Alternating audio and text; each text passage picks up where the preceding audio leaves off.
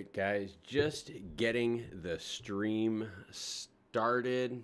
Give me a few minutes here. I want to get some stuff up on the screen. I also want to get one of the charts up because you guys were talking about pricing. So let me just pull that one up because I got some drawings on here. So give me a second. All right. All right, let me see here. We should be getting live here pretty soon. If you guys could just give me a quick second here just to get everything set up. I wanted to take a quick look here at what's going on.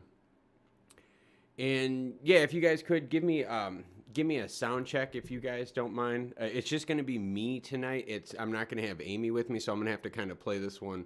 I probably can't be like as active maybe on the keyboard, but you know, I'm going to try to do my best. So once you guys give me the thumbs up on the sound, if I need to talk a little bit louder, let me know. I can crank up the volume on the mic, but let me know how the sound is right now. The picture looks really good. I'm not going to put headphones on tonight with just me rolling with this.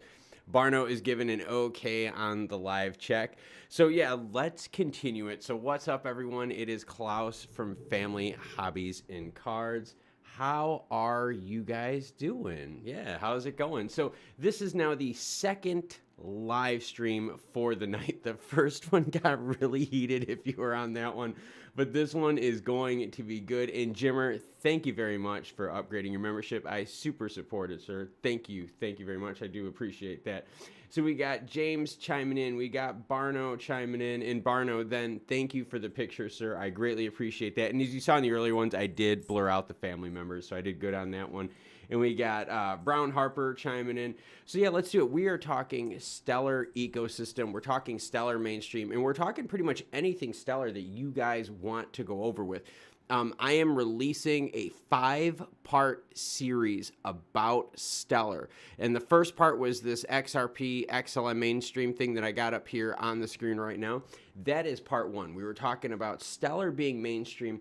Where can you use Stellar, right, to pay for stuff? Where can this ecosystem be found, right? Because it's one thing for us just to invest, but it's another thing to know that the ecosystem itself has some movement. The ecosystem itself has some teeth, and that's what we wanted to talk about. We wanted to talk about the projects. We wanted to talk about crypto adoption growing and how crypto adoption is growing in our lives. All right, so it's kind of important, kind of impressive to see. And so yeah, if you guys got questions, if you guys got comments, totally willing to fire it all off. This one is going to be a little less structured than the one that was earlier, but I wanted to do a stream at this time of the day, night, morning, whatever it is, because I usually do my streams quite a bit earlier, and I wanted to make sure I captured the other audience out there. So yeah, let's get into it. So the big thing that we've been talking about is crypto adoption, and the cool thing that I wanted to show everyone was that you are able to take news bits. For instance, if you look at what I got up on the screen right now, weekly roundup, Nigeria finally launches e-Naira, Stellar to facilitate USDC remittances in Africa and more. All right, so think about this, right? They've got this e-Naira program launched. If you want, you can track those programs by going into Stellar Expert, searching the asset e-Naira. You would do it like this, E-N-A-I-R-A. Hit enter up in here, and it's going to pull up all these assets. You can click on them. I just clicked on them. That was what was on before. And you can actually see what the volume is and to see what these programs are doing. Are people using these programs, right? And that's kind of the whole idea is these programs are big one. Don't get me wrong, all right? When you start seeing CBDC, right? e-Naira, stuff like that. When you start seeing that stuff launched on the Stellar chain, that is good to see because these governments are looking at this going, hey, Stellar's the right chain. Stellar is the way to go. We understand, right? It's affordable, it's safe, it's scalable. We like it. But what we have to see now on the back end, okay, is how are these projects running? And you can totally check and see what we got here with the Naira, who is trading it, who is buying into the pools, what the volume is, and so forth. And it's really neat. You can go through these. You could see how busy the ledgers are and see that some of these ledgers have very, very few transactions. In fact, this ledger right here has had 1 transaction on the 6th, 1 transaction on the 5th, all right? So what I want to make sure that everyone catches up on is that these projects that you see launched on Stellar, you are able to track the actual usage and growth of these projects and products on Stellar Expert, all right? And you're able to key that stuff in, and you're able to look to see who are the asset holders. You're able to see how much, right? And you can actually see what kind of money is moving between these accounts, all right? Really neat stuff to see, because if you're into Stellar, it is important and imperative that we start getting deeper and deeper and deeper into the blockchain, and we start exploring more and more things. And the reason why it's important that we explore the blockchain is because the blockchain does not lie, all right? The blockchain does not lie. So if there's stuff that you don't like, right, stuff that's bugging you, you are able to go on the screen, all right? You're able to go on the screen on the blockchain and search it and see what it yields. And we got Funky Fresh 707 chiming in, back at it again. Yes, second time tonight. My throat's a little roasted from going off earlier, but it was totally worth it. It was totally worth it. I did get 2 emails shortly after the stream where people were like, whoa, now that you explained it like that, I totally get it. So yeah, Funky Fresh, thank you for saying hello again. And Barno says he has cool magnets to everything I do, booze and crypto, the story of my life. And Barno, I don't know if you caught it on the earlier stream. Amy and I were doing Sober January, but we're only going to be sober during the week. So Fridays and Saturdays, we're allowed to have fun. It was something her sisters and her brother did. They always do a Sober January after kind of going for like a binge hardcore December. So I was just like, all right, whatever. I will do a Sober January too, but only during the weekdays, not on the weekends. And yep, if you guys do have questions, let me know. If you guys are watching from the earlier stream and there's stuff that you want like explained that we talked about in the earlier stream, dude, just hit me up in the comments. I'm totally cool to go over stuff right now. I want you guys to control the flow of the stream and to control the flow of the information going out there. Because for me, what I'm going to talk about tracking products. I'm going to talk about crypto adoption. I'm going to talk about websites that you can go to where you can see who uses Stellar, who's using Bitcoin for payment, right? Who's using XRP for payment. These are big, big things, right? I mean, these are big things because this is part of the ecosystem. And so real quick, there's a website, and there's a bunch of these websites out here that do this kind of stuff, but the one I got up on the screen is acceptedhere.io. Not affiliated with them whatsoever. I just found this as a cool, resourceful site. So I looked on there, and I was like, all right, I put in XLM. You could see Stellar. I got it right here. And you can now pick to see what vendors take it in what category they take it in. RC discount shop, research chemicals. Oh, I kind of get what that's all about. I could explain to you guys research chemicals. That makes sense. I can totally tell you what the hell that stuff is. But I mean, look, you got clothing on here. You got electronics on here. I mean, there's a whole bunch of cool stuff that accepts Stellar as payment. So really neat to see that you now are able to go onto these sites and check stuff like that, all right? Check stuff like that out and see what kind of vendors are accepting Stellar. One of the cool articles I did, and this was a few weeks ago, and the article, it's going to be on the video with the Croatia thing, and I'll see if I can find it for you offhand. But the article I did in about Croatian crypto, one of the cool stats that I found out was businesses that accept crypto, right? The crypto customers that they've onboarded, 40% of them have been new customers to that business. So if you are a business out there and you're looking for new revenue streams, right, new clienteles, 40% of those new customers came from crypto. And as you can see, right, if we put Stellar in right now, you don't see too many vendors taking it right now, right? I mean, you really don't. You don't see too many vendors taking it. So what's really neat, though, is that you could still get in early with accepting Stellar as payment, all right? So for those of you out there that have businesses, you can actually have credit card terminals that have like crypto wallets built into it. Really, really neat stuff. And it helps you stay on that Stellar ecosystem level. So we got Funky Fresh saying, I'm really good at graphic design and custom t-shirts. If you ever need help, I may need that in the future because the channel is growing, growing, and growing.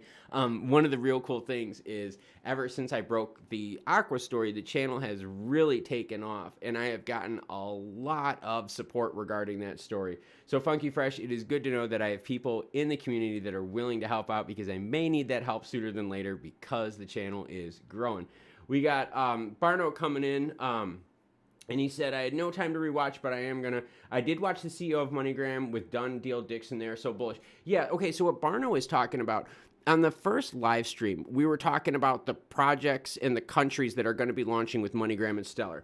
And on the live stream, what we pretty much came up with as a consensus of the group, right, was that, and guess what, you don't have to pay to vote for the consensus in this group. It's free, you just have to vote. So, and that's not a knock. I'm just, all right, I'll stop. That was bad. But so what we were talking about was that we think, like as a group, we all kind of were sitting here, we were talking about ISO coins and all that. And we really thought that MoneyGram was probably going to be the biggest catalyst for Stellar going forward. And so what's really cool is if you go to Stellar Develop, right, if you type in right up here, right, in YouTube, and you type in Stellar Development Foundation, all right, if you go to Stellar Development Foundation, and I'll go to their thing, you go to their main page, you're going to see a video with Danelle Dixon on it, and I think, and just help me here if I'm wrong, it's going to be one that says Bridging Digital Assets and Local Currencies, okay? This is the video that you are looking for, all right? It sadly only has 1,140 views, but this video right here contains tons of juicy bits. What this video is, it's an interview between Danelle Dixon and the CEO of MoneyGram, all right, where they talk about their plan, their vision, how they're going to do it, and then that's when they released this gem right here, which told us what 11 countries they were planning on going to in 2022. Yes, that is right. Those countries that you see up on the screen, these are for 2022, all right? These are the countries. So we were all sitting here and we're thinking, you know what, these are going to be the big ones. Now, which ones are going to be first, we don't know. But obviously we know that Stellar has a huge bond with the Ukraine, a massive, massive bond with the Ukraine. Stellar is also working big with MoneyGram, right? Big with MoneyGram. So with MoneyGram, Ukraine, we could see the U.S.-Ukraine payment border or payment railway probably being created. My guess would be first. I mean, you have bigger market opportunities, say like in the Philippines, and we know Stellar's done a lot in the Philippines, but we do have some really big opportunities between the U.S. and the Ukraine, and I could see that happening very quickly, especially since Stellar already has that payment rail infrastructure started with Ukraine in their CBDC project. All right, so we got Jimmer365 saying, look out for them future Klaus tokens. No, you know what? If I ever were to do a token, I would have to do it where like a ton of it went to charity. Like I wouldn't know what I would do exactly, but the premise of it would have to be something with value towards charity. But I don't know. I am working on stuff on the side. I just don't know how big I want my projects to go, but it is something to think about. You got Fernando saying hello. Hello back to you, Fernando. All right, so Barno says, if I take the GDPs of all the MoneyGram countries and reduce them to 1% of all of it, it would take XLM to €9. So what Barno is doing, Barno is taking the GDP and he's going off of remittance factor. And Barno, here, I'll give you a stat real quick, okay? For remittances, a really good stat to use is almost 4% of GDP, all right? That's a really, really good global number if you want to calculate GDP and if you want to calculate remittances of GDP. So you take, okay, so what Barno is doing is Barno is taking the country. He is taking the GDP and he's multiplying it by 1% to see what the amount of remittances, the actual amount of remittances are going to be close to 4%. In fact, El Salvador was close to, I thought, 20% remittances. I think it was El Salvador. Yeah, I think it was El Salvador. It was close to 20% of their whole economy is remittances. That's nuts. And so essentially what Barno is doing is he's taking that and he's taking the money, he's dividing it by the total supply to get him to the amount of €9, right? So yeah, very cool. So we all decided that we thought, hey, we think this is probably going to be the big project going forward. Now, granted, yes, we do have ISO 20022, which for those of you who don't know, ISO is going to standardize the messaging communication between banking systems. And no, not instant messaging. No, they're not sitting there and they're not Snapchatting their friends on their phone. No, I'm not talking about that kind of messaging. I'm talking about payment protocol messaging, all right? And if you ever want to check out what that is, you just have to search ISO 20022. And you'll see payment protocols, all right? Protocol 20022, that's all payment-related messaging data. And essentially what they're doing with ISO is they're just getting all the communication together so that all the payment rails, right? So if you wanted to send money from a bank in Kenya to Argentina to the United States, that all three of those banking systems, their messaging codes and their messages mean the same thing, all right? Their messages are all the same, all right? So you can see with this ISO standardization being created, all right, it is going to make it so that all of the tokens, the 11 ISO tokens and the rails that they're connected to are going to be seamlessly integrated and on the same plane. That is huge for money savings, that is huge for time savings and security, and it is also huge for growing the network, all right? Huge. Let's see, so Ryan Fleming says Stellar is down 18% yearly. Stellar sold over 3 billion coins in 2021.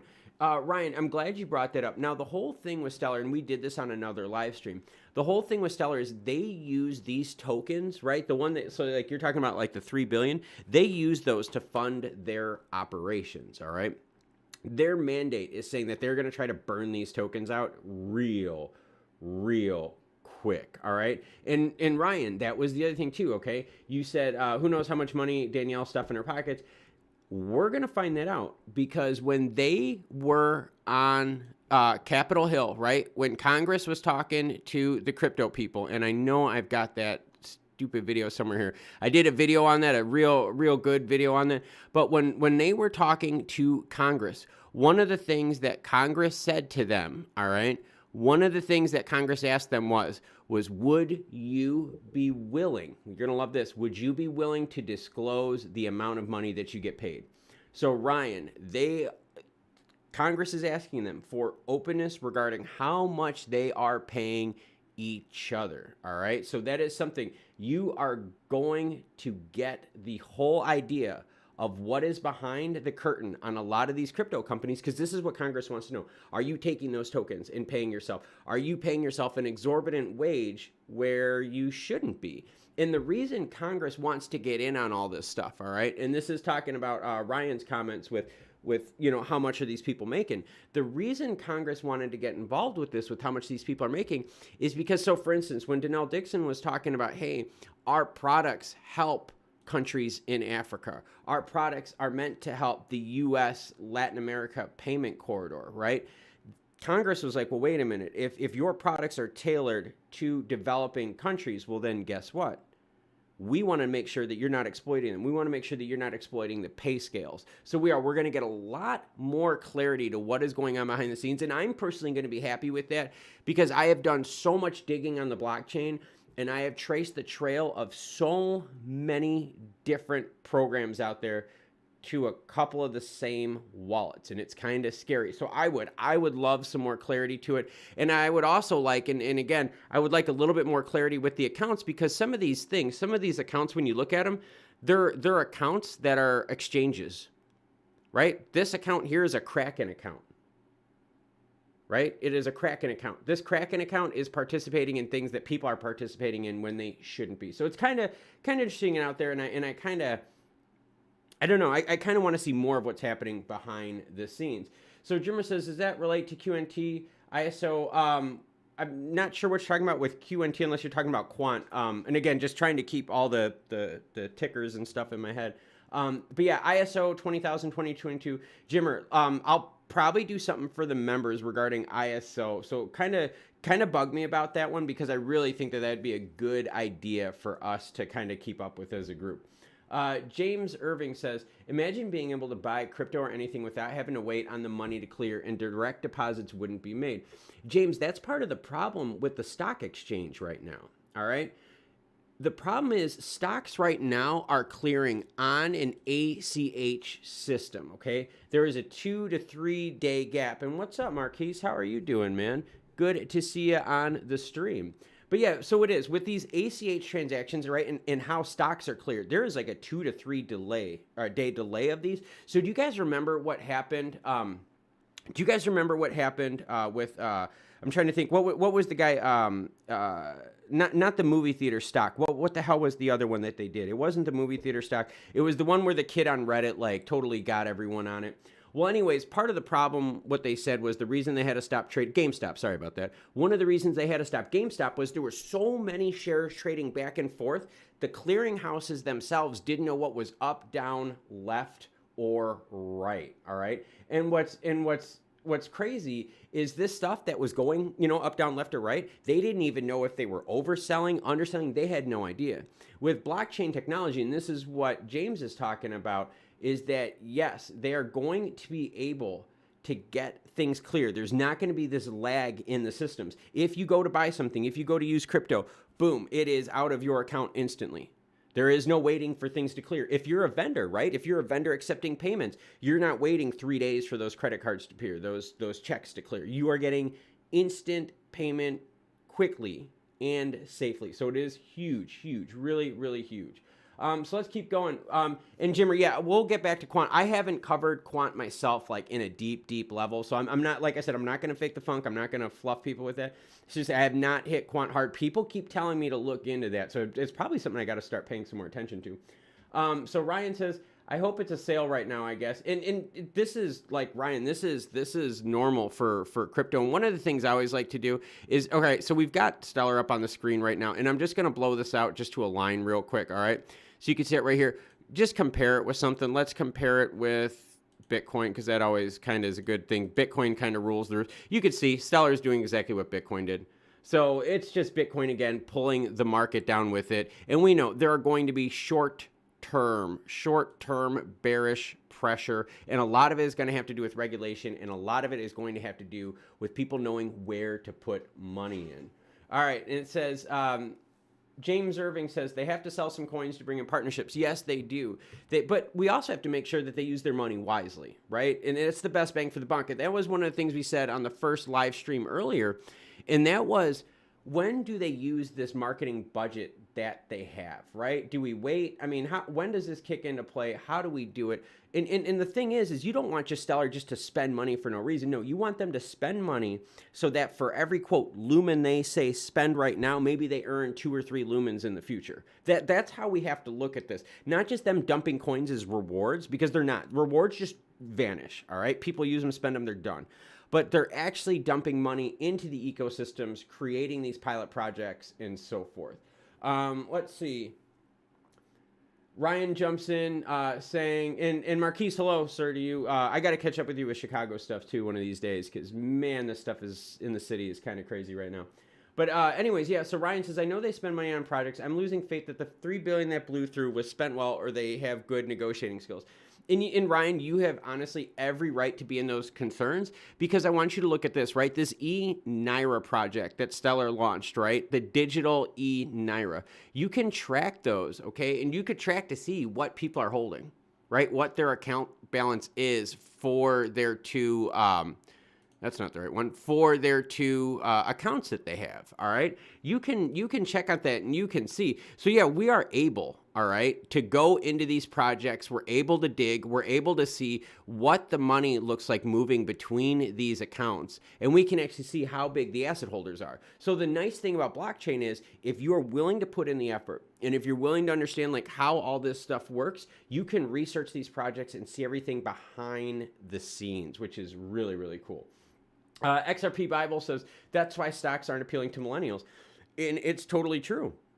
And that's my one fear. My one fear, though, is that you've got the government stepping in saying, well, wait a minute. If millennials aren't hip to stocks because of like the clearing and, not the huge gains, the meme action, I just would wonder that they would regulate it to keep more money, right, into stocks, right? I could totally see that happening. All right, let's see. Let's keep going.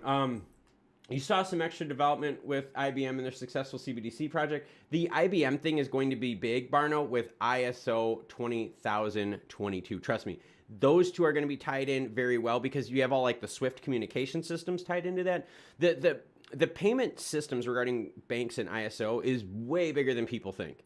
way bigger because they're not standardized yet. And since they're not standardized, they're not all working on the same plane, makes it very, very hard. And we got Virtual Unknown saying hello. Hello back to you, Virtual. See, I was back on tonight. I came back on. I said what I said. Fernando Ardiles, if I'm saying that right. I'm sorry if I'm not. Do you think Stellar can be the official blockchain of the dollar in the USA?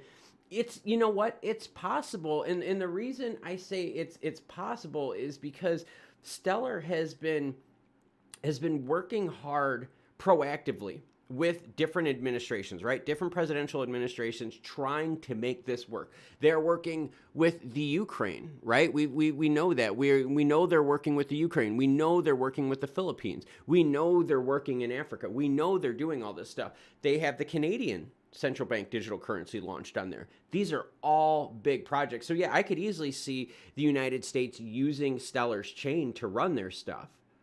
But the thing is that what's going to bring the real money? And the real money is going to come in when the hedge funds really start pounding. That is the biggest chunk of money out there that's sitting on the sidelines. It's those darn hedge funds. All right, let's see. Fernando says Bitcoin is about to break 40,000. I will make sure I got that up on the screen. Let's do that. Yeah, actually, let's do that. Let's just go to Yahoo real quick. And again, if Bitcoin breaks to 40, I'm just buying stuff. I mean, that's just how it is right now. It's for me, I'm long term on this stuff. It's not really hitting me too hard. All right, here we go. I got it up on the screen just so we could see what happens right now up on the screen. Let's see. And Virtual says this is a great sale as it gets. Get as much as you can. Yeah, for me, you guys know this. I buy sub 30. If it's sub 30 cents, I buy because I think that keeps you safe in the short term, and I think it keeps you safe in the long run, all right? That gives you opportunities in both directions, all right? And I try to be cool with the channel. We got a lot of long-term bulls that are on this channel, but we also got people that play the swings, and there's love for everyone. That's all part of like a trading ecosystem. So we do. I think sub 30 cents, that's my opinion, is the best part right there, all right? Obviously, lower the better, but sub 30, I think you're good both short and long term. Ryan Fleming says, I'm losing faith that the $3 billion that they blew through wasn't spent while they don't have good negotiating skills. Yeah, I mean, I do. Ryan, I totally get what you're talking about. I think we need to see that. 2022 is the year that Stellar has to make something happen. I truly believe it. And by has to make something happen, I'm not talking about partnerships. I'm talking about partnerships that now turn into actuality. They turn into returning customers and they turn into use case. The best thing for Stellar would be that any of these payment bridges that they build right here, okay, takes off big for that country, okay? Because when for instance, when they start rolling, all right, the payment corridor between MoneyGram, Stellar, and the Ukraine, and the Ukraine CBDC project, that is a whole bunch of people in the country of Ukraine that are going to be into Stellar. And we saw what happened with Bitcoin in El Salvador. It was an interesting project how they did it, and they rolled it out very kind of oddly. But it was the idea that then all of a sudden a bunch of people got into Bitcoin in El Salvador. It really sparked the ecosystem of usage. Now they had problems. I'm not saying they didn't have problems. But it's the idea that they sparked the growth of the ecosystem, the usage of it. People using Bitcoin like money, using their phone wallets like they do their Apple Pay, their Google Pay, and so forth.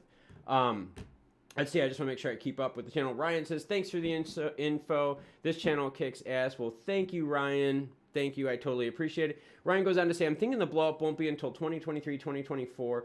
That's when the ISO deadline.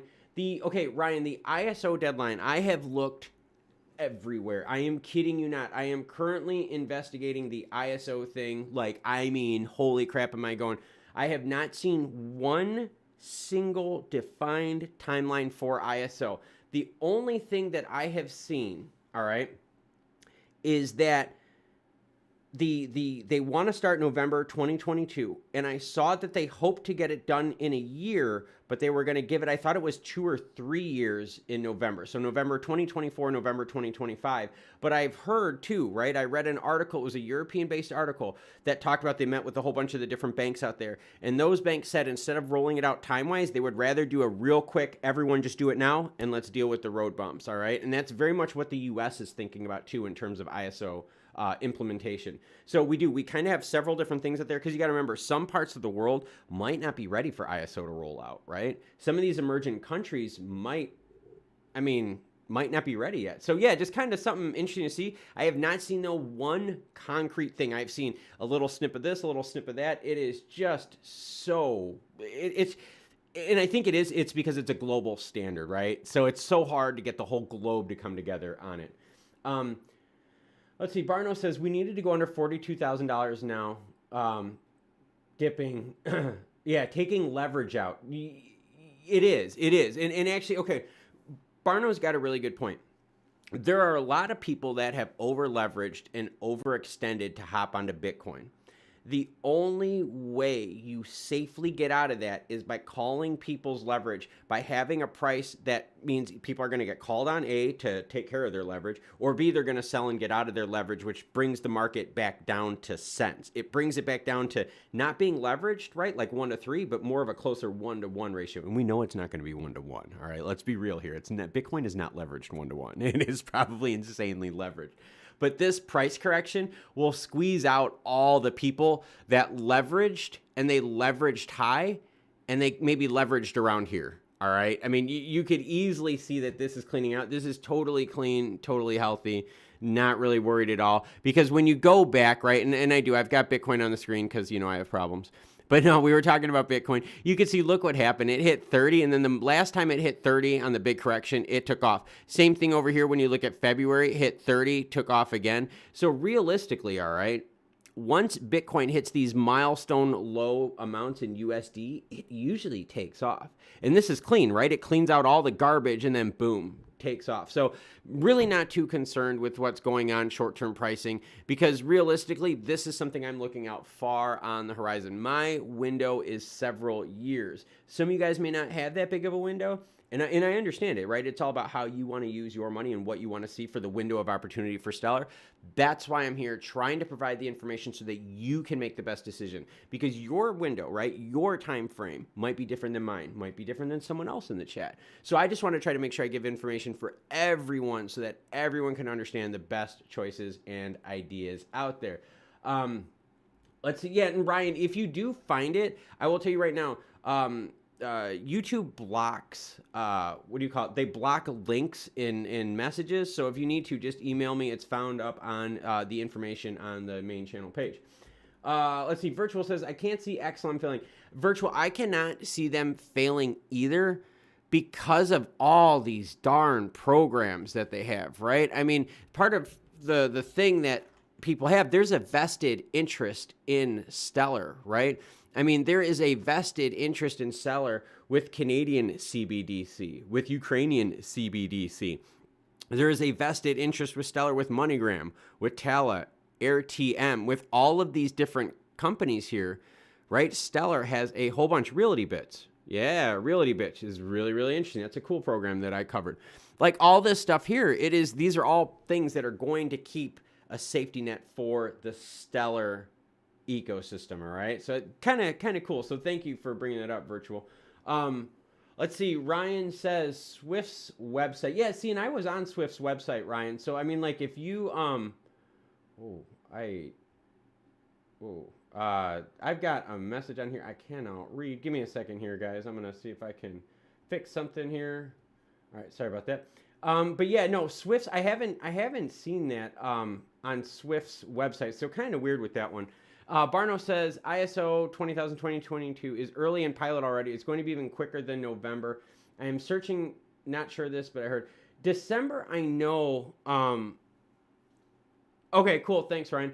December, I know, or not December, November 2022 is when they wanted to start. I don't know if they would be able to start out earlier. That kind of makes me wonder right there if they would be able to start that out early. I don't know, because think for the flip the switch of ISO, a lot of things are going to happen. Let's see. Virtual says Bitcoin will not be the leader forever. Don't think that it will bring things down when it goes on. And that's true. In Virtual, I think what we're all looking for and what we're hoping for is to see that separation of Bitcoin and XLM, right? I mean, right now, the problem is everyone looks at crypto. Everyone looks at blockchain. Everyone looks at tokens the same.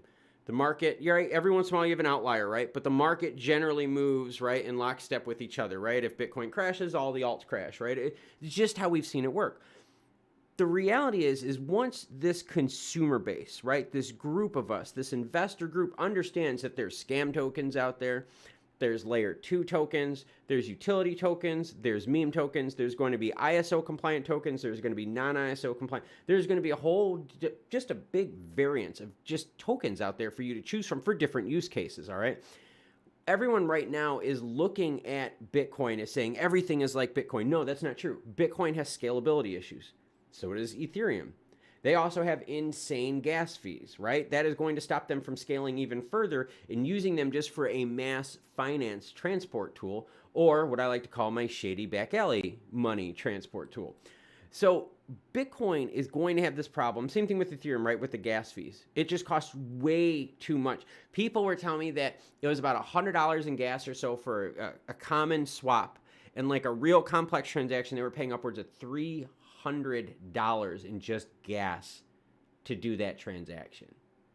There is no way that Bitcoin is going to be scalable with fees like that. That is nuts.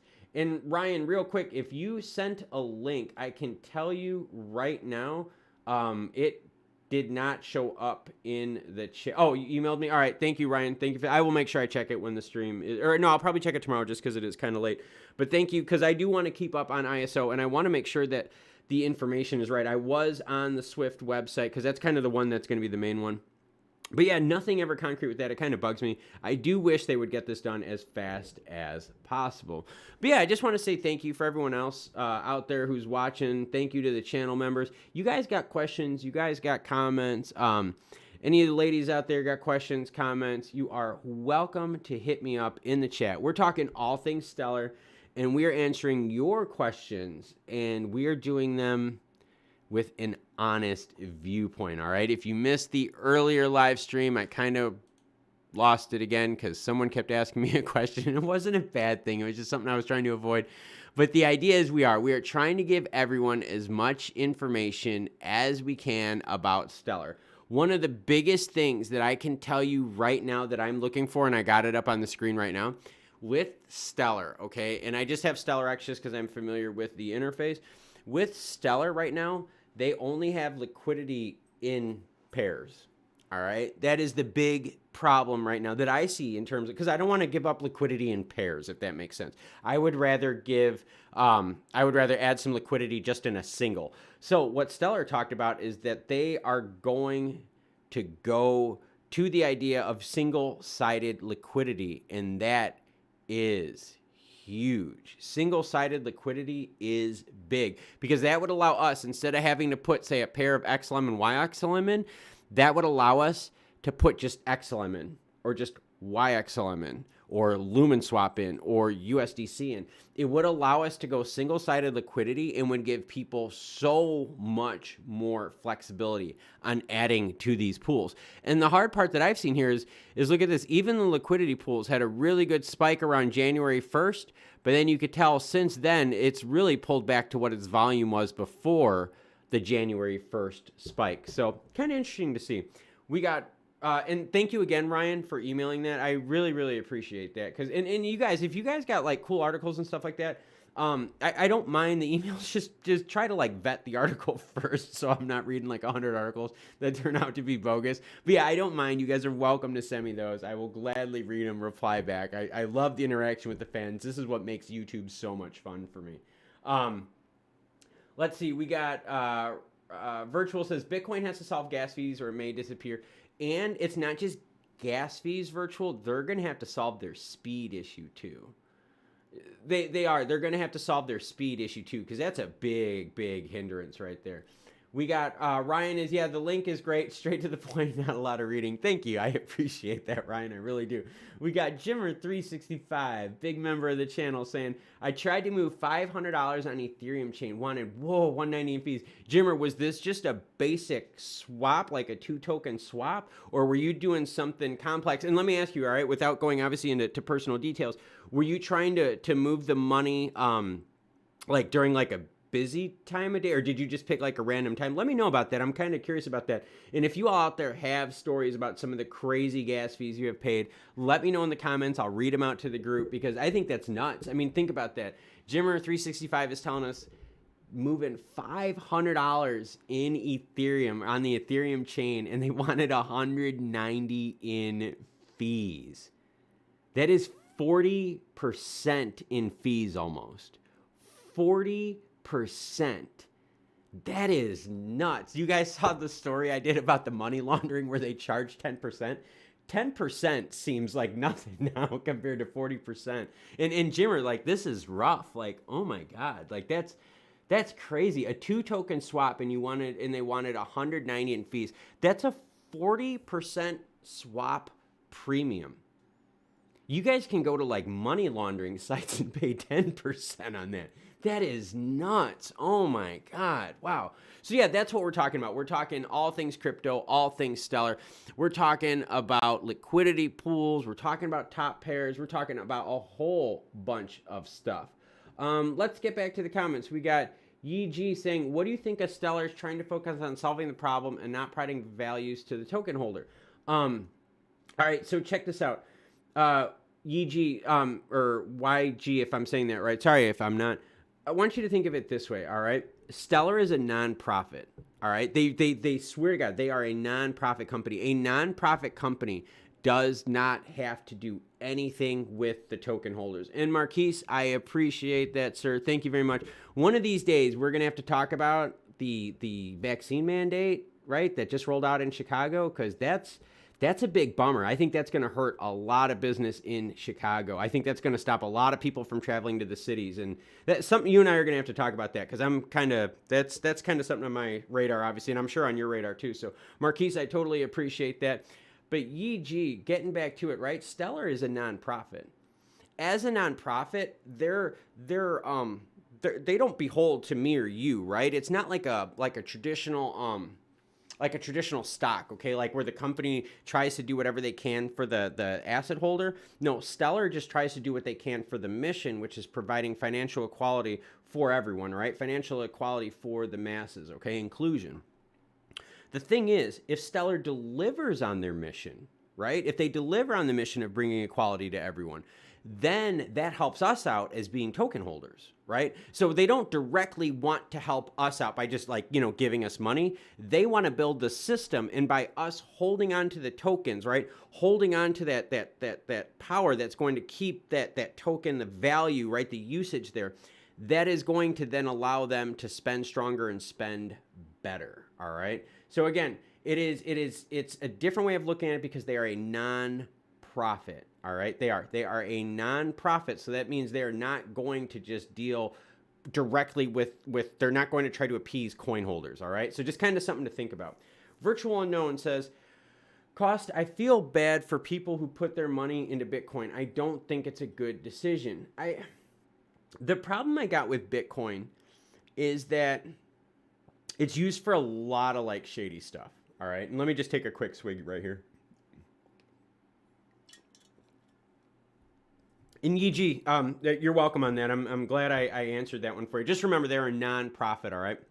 But yeah, so Virtual's talking about, Bitcoin, and it's just not being a good decision, And the thing with Bitcoin, all right, and what kind of just makes me wonder about it is a lot of people use it for shady stuff. Now, there's always going to be a market for shady money movement, all right? There is, all right? For every good person that we have out there, we've got a bad person that needs a different rail. And I'm not saying every transaction on Bitcoin is shady. But we know what Bitcoin has been used for heavily in the past, right? It has that kind of connotation to its name. The problem is, though, is like, are you going to keep paying fees like that? Like 40% is nuts. It's just, and I think the problem is people see Bitcoin just because it's a household name, they think it's awesome. No, it sucks. It's garbage. I mean, it is just garbage, and it's getting a worse and worse name. In fact, I read a story because like I'm starting to cover a lot of stuff with scams, right? I read a story about a guy that stole, I couldn't even tell you how many Bitcoin, 20, 30, 40 Bitcoin, whatever it was. Well, what happened was they had his wallet address. They didn't know who it was, but they had their wallet address because they saw the money where it was siphoned out to, and kind of when they chunked it up, they saw where it went to. Well, what they did was they then took that address, that wallet address, and said, hey, any of this Bitcoin coming from this address, done. Do not allow it to go through your exchange. Do not allow it to on and off ramp through your provider. And that person then decided to return the money because they had nowhere to spend it.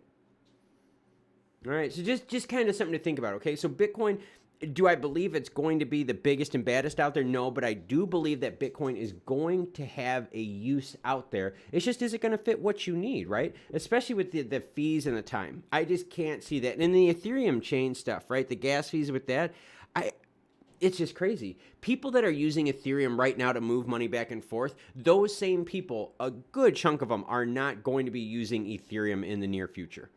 They're going to look for other cheaper, quicker, safer versions to move money other than Ethereum. Let's see. Ryan says, I don't know if you talked about it, but Ethereum 2.0 might take 6 years. I swear to God. All right, Ryan, I swear I read an article, oh man, maybe like 2 days ago. And I swear the article I read was talking about an article in 2019 or early 2020 about Ethereum 2.0, talking about how far ago, like they're just not close, and they have to kind of keep pushing off. Does it kind of make you wonder, like, if Ethereum 2.0, like that whole concept maybe isn't possible to scale? That what they were talking about to kind of pump up that Ethereum thing again, just it's not going to happen. It's not going to come to scale. Because I'm sorry, they're going to be far off from Starlight, because Starlight was running 1.19 million transactions a second in testing. 1.19 million transactions a second with buffering testing, and that's buffering. So that's like credit card batch transactions. So kind of interesting regarding that. And again, Marquise, thank you very much, sir. And please stay cool with the snow out there, because I know you just got hit with the snow. So just drive safe out there and be cool. Jimmer365 says, I almost feel guilty about making money from Bitcoin and never looking back. No, don't ever feel guilty about making money. Don't ever do that. You can't, it's nothing bad with Bitcoin. It's just, think it's the first generation, right? I mean, I don't know the age of everyone out there who's watching, but think of the first version of the internet you got on. My first version of the internet was AOL. Like, that's how I signed on, was an AOL.com provider, right?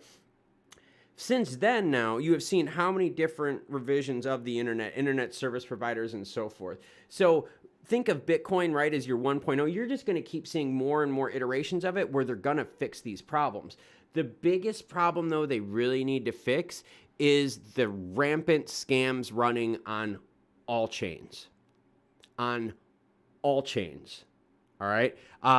I was doing some research, and someone sent me something, and it was a Stellar-based project. Not Stellar as in the company, but it was based on the Stellar chain. And it was just a rampant scam.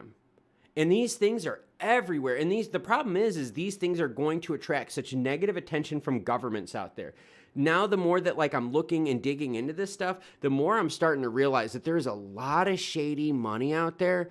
And there is a lot of shadiness going on financially within blockchain.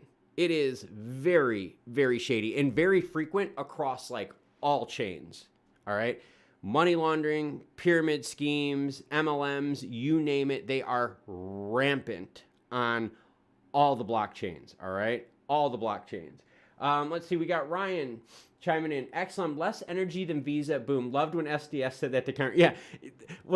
So Ryan obviously watched this, and I got someone chiming in, and the thing is, it's not translating the messages in chat. So I'm really sorry if you're sending a message. It's your first name is a B. It's not translating messages on chat. I do apologize about that. So I cannot read your message back. But yeah, Ryan obviously watched the Congress thing. And what was cool with that was, it's true, when they asked Danelle Dixon about that, she was like, well, we're more compliant than Visa, and we also use less energy than Visa. That was cool. That was really cool. Danelle Dixon did a really good job selling it to Congress. If you guys ever want to, like, watch that, I have a video of it, all right, that has the actual hearing link. If you go on the video where there's Danelle Dixon and there's like a Stellar head, right? If you go in that video and you see a thing called hearing link, that is a link to the hearing. You could watch the whole hearing with crypto and Congress. It is a really, really good watch. Something cool to have in the background while you're just hanging out listening to it, because there's a lot of juicy bits in there. 2020 Enlightened says, how much market share of ISO will XLM take, and will it ever get to 1,000? You know, it's always hard to say if something's ever going to get to 1,000 a token. I always hate doing that because the reality is no one is ever going to know where it's going to go. In terms of market share, though, with ISO, yeah, man, see, that I don't know because we talked about that on the first live stream today. Is okay, so once things go ISO, is there going to be a leader of the ISO group, right? Is there going to be a coin out of that branches out even further? Okay, you could have like Bitcoin ISO and you could have Stellar ISO. Even both of those being both ISO compliant, Stellar is still going to be cheaper, perform faster, and be more secure. So even don't think that ISO is just going to level the playing field of all the coins. It just makes the communications between coins mean the same thing when they're talking about financial communications, financial messaging, all right? It is not a leveling of the playing field of coin performance, token performance. That's where you're going to see companies that need high flow transactions are going to pick Stellar over a Bitcoin. It's just how it's going to work because Bitcoin, it's just too expensive. They just cannot run on systems like that. Marquise says, it is not possible. That's why they wanted people to stake on Coinbase till Ethereum 2.0 comes out. And the catch is you won't be able to withdraw till it's complete. Well, that kind of sounds like a scam, Marquise. Like, it really does. Like, you can't withdraw until it's complete. I mean, I don't know. Like, and I'm trying not to be cynical with this. And like, you know, those of you that have watched the channel for a while know that, like, I really like to stay positive. I really like to focus on positive stuff. But some of the stuff I'm reading and seeing just makes my head spin that people are getting away with it. I mean, like, in Marquise, like, you've got a really good point, right? The catch is you won't be able to withdraw until it's complete. Well, that means then that money is locked up. No way, no friggin' way, because that your control of your money, and that's what we all like about blockchain, right? That's what we like, is that if we don't like something right now, within seconds, we could pull our money out, off-ramp it somewhere, and it's done. There is no way I would feel comfortable having my money locked and attached to something for so long, not knowing when the end date of, you know, or when the release date of the project is. And just give me one quick second here. My asthma's kind of bugging me a little bit. All right, sorry about that. But yeah, if you guys got questions, if you guys got comments, we're talking everything from Bitcoin scalability to Stellar, Lumens. We're talking liquidity pools. Anything you guys want to talk about, we're talking about single-sided liquidity, dual-sided liquidity. We are talking about it all. Is there anything that has shocked you guys with stuff out there? I mean, how is everyone feeling out there about all the scams that are going on? How is everyone feeling out there about the fact that, like, the SEC is obviously not doing anything? I mean, like, it's horrible, right? All these influencers going out there shilling coins, right? Going on Instagram saying you got to get in on this coin. All of that is just really just destroying the reputation of blockchain and crypto and what can come out of it. And that's horrible. That is bad, and that is bad for all of us. And that's why I started covering it, because I started realizing how clever these were and how they're sucking money from all of us. Right? They're sucking from the real ISO coins that we're investing in, the real projects that we're investing in. And we got Ryan saying XRP is going to be gold, XLM will be silver, and XDC copper. You got to say bronze, dude. Ryan, you got to say bronze, man. It's gold, silver, and bronze, not copper. But I get what you're saying, so I'm going to let it slide. It's late at night, so dude, you get a pass from me, so no worries.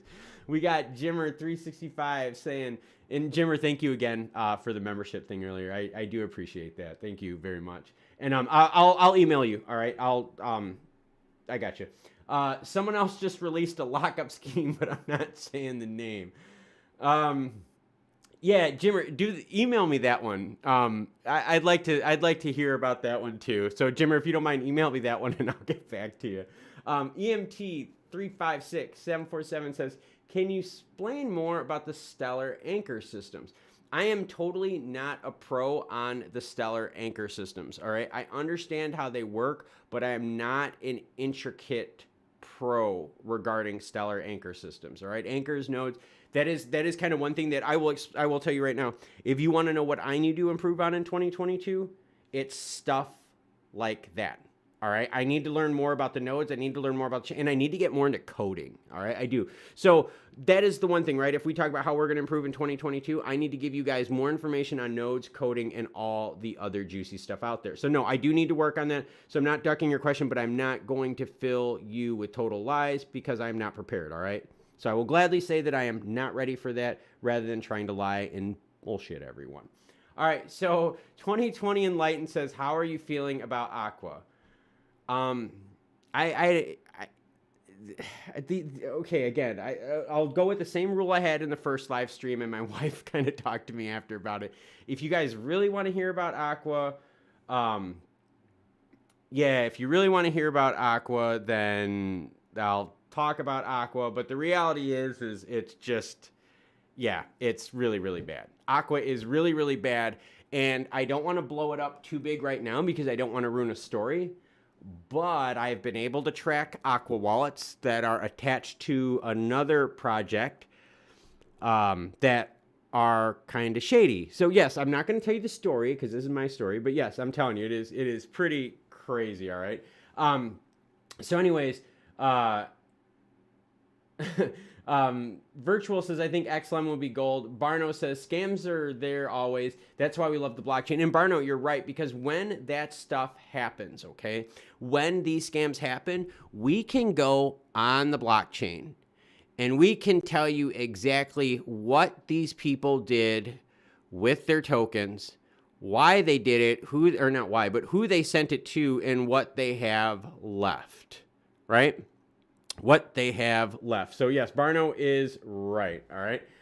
Let's see. So Ryan says, no man, it's copper. I'll send you a link about ISO 2022 YouTube video on the end game. All right. No, totally cool, Ryan. I will totally watch that. Again, please send it to me. Virtual says XRP is going to be silver. Ryan says XRP is going to be gold. I'll let you two duke that one out in the comments if you want. Ryan, yes. Again, please, watch. I can't watch videos on live stream because I don't want to get knocked for any monetization stuff. All right, and that's not fair. All right, Ryan, how about this? Ryan, send me the video. All right, and what I'll do? How about this? How about I'll try to do a story on it to blow people's mind. I think that'd be kind of cool, right? EMT 356747 says, with Stellar's clawback feature, I think scams will be limited long term. EMT. The problem is the scams are very clever and people don't realize they're scams. And then when you call out their scam, they get real defensive with you. And these scams are, some of them are very, very high tech. Some of them are very janky and you could see through them right away. But I'm going to tell you right now, clawback is one thing. The problem is with these scams, with so many of them, it is going to be a problem. I'm telling you that right now. It is going to be a problem because these scams are huge. They are everywhere. I started looking at scams on the Ethereum chain, and I mean, that was a rabbit hole that like you could go down 20,000 feet. I mean, it was insane. And the ones that I'm finding on the Stellar chain are nuts too. And I'm going to give you guys a super, super good tip, okay? If you really want to know, all right, about scams and all this, all right? Just throwing it to you out there.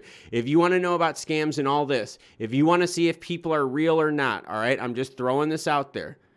Go on people's Twitter pages and you tell me if you find a single picture of what any of these people, their friends, family, or anything look like. I will scroll down and down and down again. I'm even going to scroll down while I'm talking to you guys, and I'm not even going to look at the screen because guess what? There's not a single picture of a person. Nope. So you tell me who out there owns a business, owns anything like that, and doesn't have one picture post of maybe them, their wife, their team. Kind of funny, okay?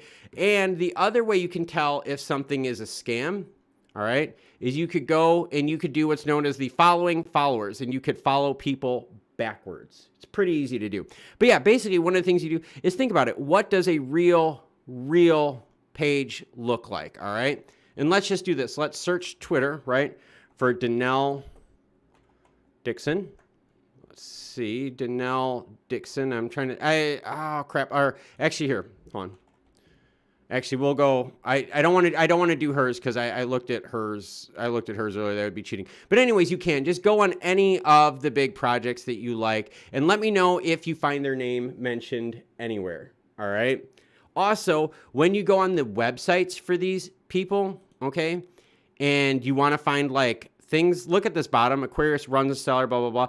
This project is unaffiliated with them. Yes, it's because you use their likeness all over. All right, and the other thing about it too is you can't find any information on them. You click on about to see about.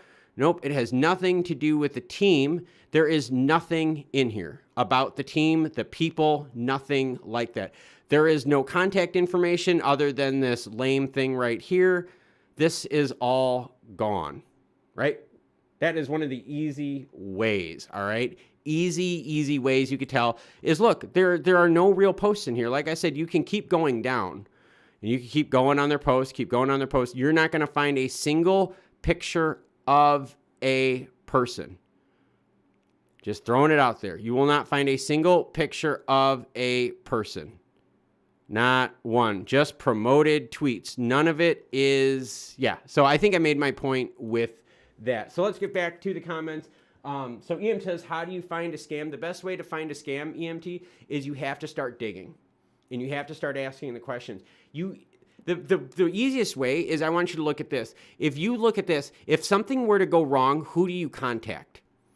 There's no phone numbers. There's no info. There's nothing. There is nothing. You are in trouble, right? If you go through all this stuff, like, it's all very, very generic.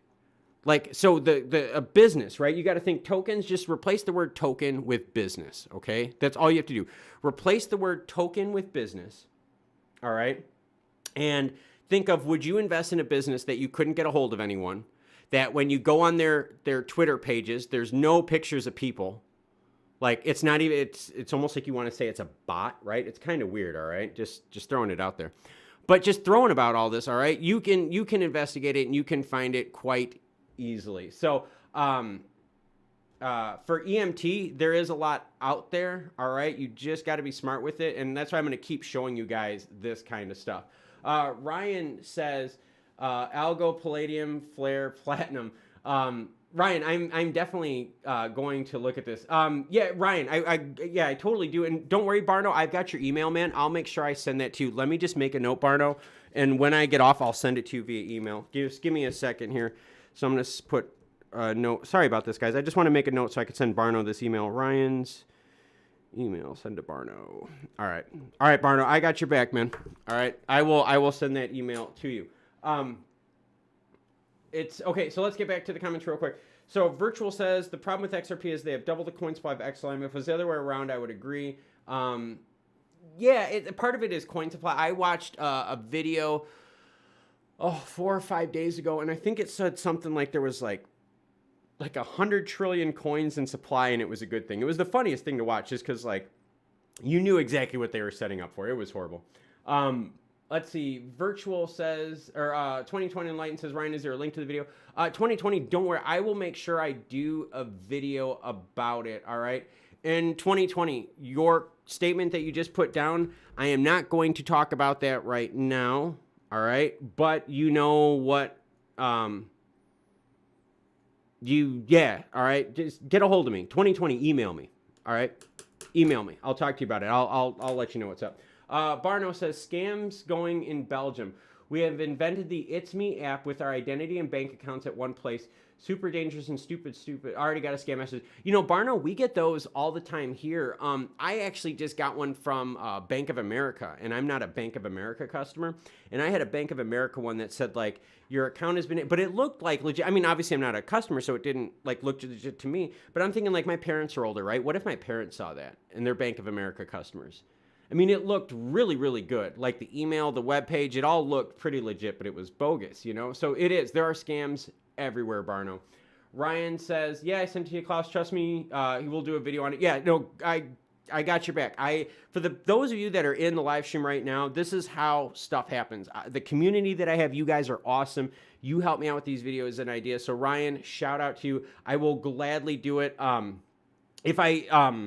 like I said, it's going to be too late for me to check it tonight after the stream, but I'll probably look at it tomorrow. I might not do a video on it maybe because I have a few that I have to work on, but I will probably do it super, super soon if it's that juicy. Barno says, by the way, it's me app, not profitable. Banks holding it up, probably roll out for a while in Europe. 2020 Enlightened says, so should we be worried about Stellar X providing liquidity? I am not. Yeah, Virtual. I got you too, man. Let me just add your name, Virtual. All right. All right, cool. I'm gonna send it to Barno and Virtual. All right, and don't worry, guys. I will do a story on it, and when I do the story, obviously, you guys know that any article you see in this video will be linked in the description below. So yeah, I will make sure I help you guys out with that. But 2020 Enlightened, definitely email me because, yeah, I think it's really cool. And in fact, if you guys want to know how crazy the whole scam story is, I'm actually trying to track down a lead from someone in the Chicago suburbs. I know someone who knows this person, and I'm trying to get a hold of them because they are extremely, extremely bright. Extremely bright, and they are a big early blockchain person. They actually launched a ton of coins on Stellar in the first few years. And I think this person is going to be able to help me out with these stories going forward. I've reached out to them. I don't know if they're going to contact me, but we do have some similar ground. We do have some similarities. So I'm hoping I'm going to be able to use some of my network to reach out to this person so I can get some more stories to you guys, because the scam stuff is nuts. The scam stuff, you guys, is just crazy, all right? And Ryan, thank you so much for sharing the ISO stuff. I really, really do appreciate it, all right? I think that is totally cool. And again, this is why you guys are awesome, all right? It is because you do cool things like this. Now, for those of you that did not see this earlier, I got to do this because I know Barno is on. But yes, guess what? I see family hobbies and cards, fridge magnets on someone's fridge. And I also see a Stellar sticker on someone's car. I actually see two Stellar stickers, one right there and yeah, one right down here in the corner. I see it. There's a Stellar sticker in the corner and a family hobbies and cards bumper sticker, because when you want to drink beer, you want to talk crypto. And oh, don't worry, Virtual, I will always have the catchphrase. I've just been playing around with different formats on videos lately, just trying to see what works. I really want to grow the channel bigger because I want to have access to more resources, because I really want to bust out a whole bunch of these stories, and I'm going to need some oomph to bust out some of these, because some of them are pretty shady, right? They kind of scare you a little bit when you start peeling back the layers of the onion. So I'm going to try to get a few people to join in with me when I break one big story, because I'm definitely going to need help. I'm definitely going to need help breaking one of these stories, because it is a bad, bad tangled web, and it is going to freak out a bunch of people. But yeah, that's kind of the whole idea of scams. We do have to watch out for them, and they are very, very clever. If you guys see something that you think is a scam, you're welcome to email me about it. If you guys see something that's like a Stellar project that you think is cool, not scam, I mean just like a legit Stellar project, email me that too. I really like this kind of stuff. The ones that you guys that email, you guys know I email back and forth all the time. I'm really into it. I'm really big into the Stellar community and so forth. But yeah, really, really cool stuff. If you guys got questions, comments, please let me know in the comments below. But right now we are talking about Stellar ecosystem. We're talking about how to spend money. We're talking about scams. We're talking about how to identify scams. We're talking also when Stellar launches a project, how do you track it, right? Best way to track it, go on Stellar Expert and look up that token and see what's happening. Go explore the users of that token, all right? We also talked about crypto going mainstream, supermarkets, post offices, all right? For those of us that live in the United States and Canada, we are behind the times, all right?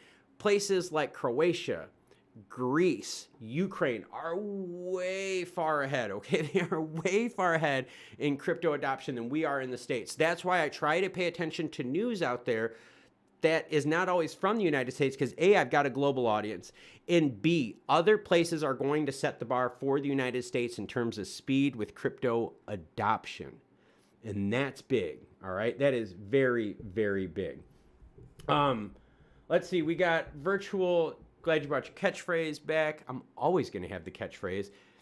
I just have to Theranos my voice every once in a while. and really bring it down an octave or two. No, that's actually when I sit closer to the mic, and my voice has been messed up ever since I got sick, so it's kind of weird. And Virtual says, I think your channel will blow up. Thank you, Virtual. I hope so too. This last week, I have gotten more subs this last week than I ever have had in a 1 week period, ever. I mean, holy crap, have I had a lot.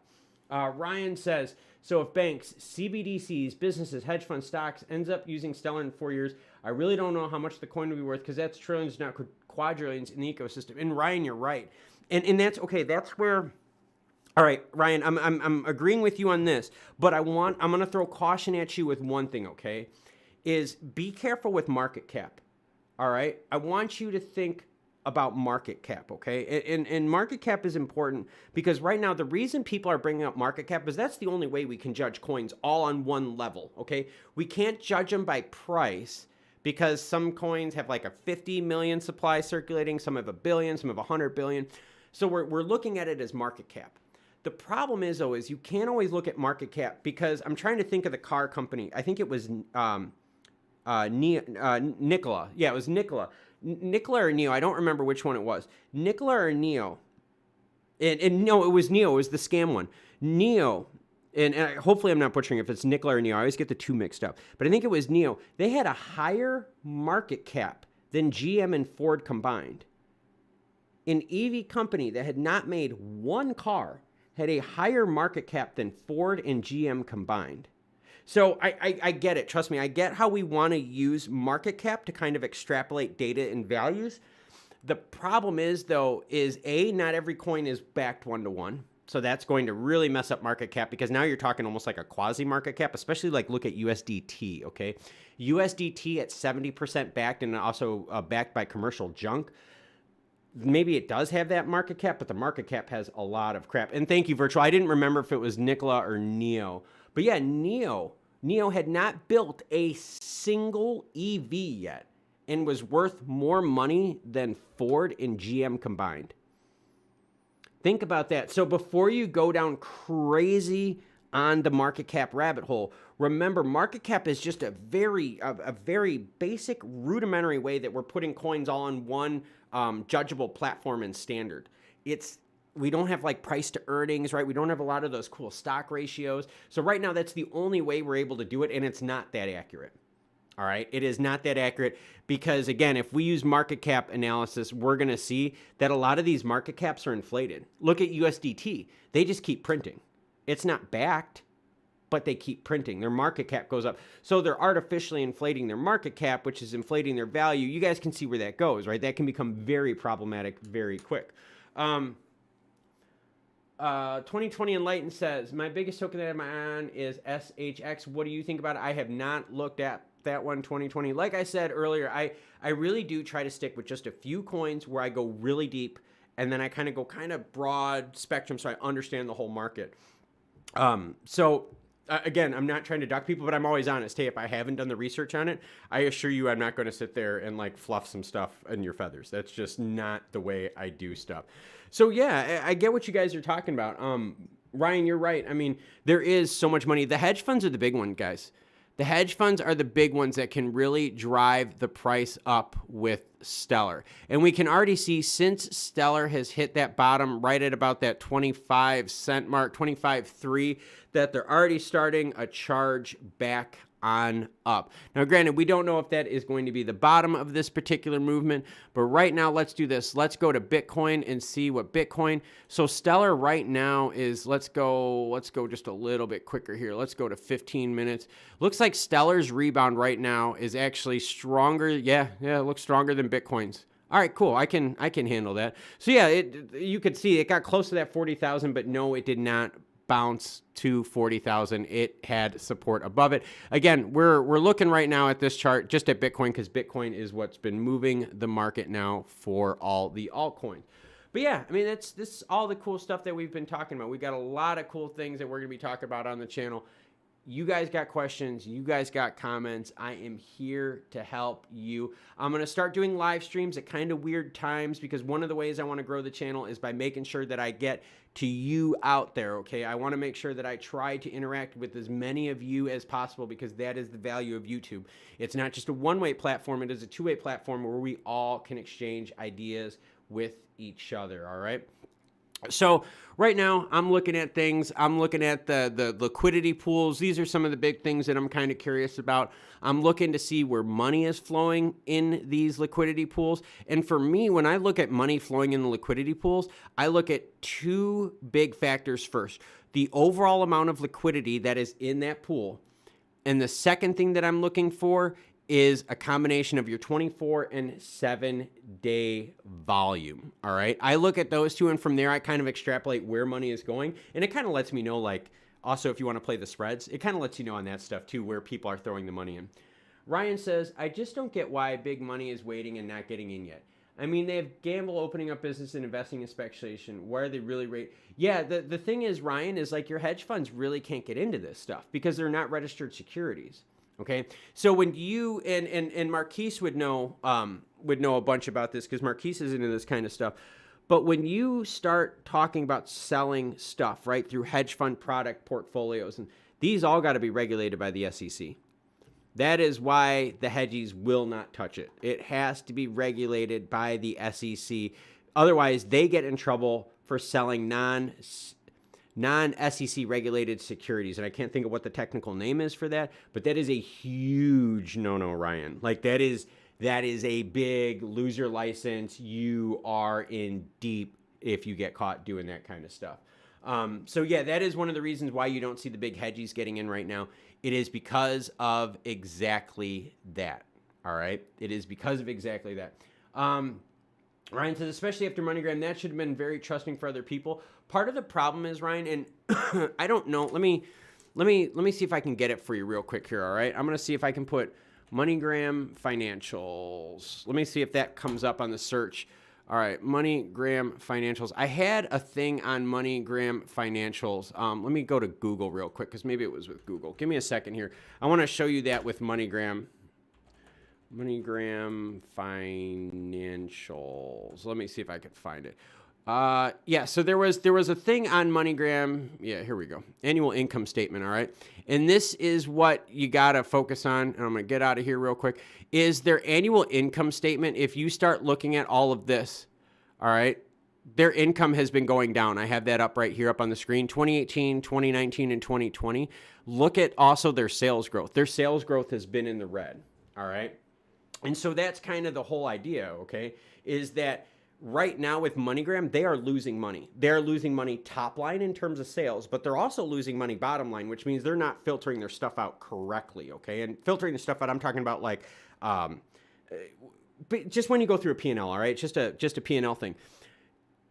Stellar has yet to turn MoneyGram around, has yet to be the tool to show you that MoneyGram, a company that's losing top line sales and losing money on the bottom, can be fixed with blockchain. All right. So Ryan, what we're talking about here is that right now, and you see it up on the screen, I have it right up here, right? So you can see their revenue has been going down, right? Look at their 5-year trend for revenue has been going down. Their sales growth has been going down. It's bad. Yes, MoneyGram is partnered with Stellar, but Stellar hasn't turned the ship around yet, right? So if you're an investor, you want to wait first to see, can Stellar turn this ACH MoneyGram ship around?